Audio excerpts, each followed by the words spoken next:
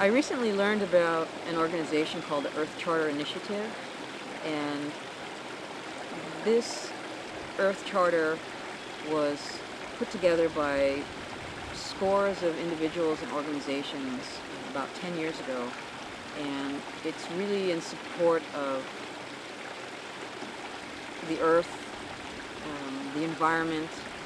and it has some spiritual principles. And one of the main people involved in the drafting of this document was Chief Oren Lyons, who's the faith keeper for the Onondaga Nation from the Iroquois Confederacy of the Haudenosaunee people in upstate New York. And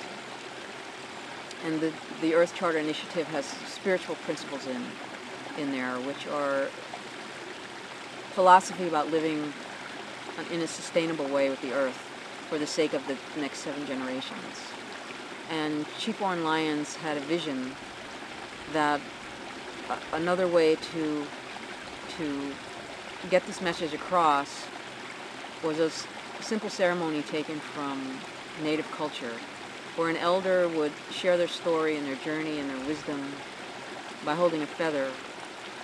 and sharing their words. And then this feather would be passed to a younger generation so that the young people would get a sense of the history and the personal challenges and struggles of the generations that came before them, and to inspire them with hope and wisdom for their future generations, for their own future and those that follow. And so Chief Oren Lyons and Rabbi Soetendorp from the Soetendorp Institute worked on this vision and have called it the Feather Project. And their dream is that this Feather Project would be something that would travel around the world with spiritual elders from different cultures, for them to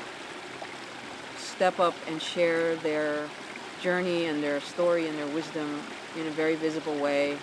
and in a sacred way by the gesture of holding this feather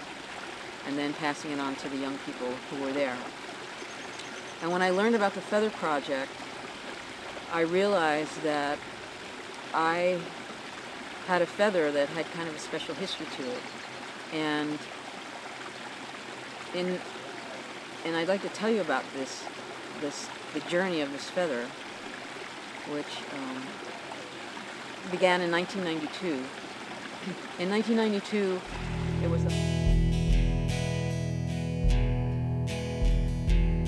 Spirit rising, do you not see the circle that is you and me?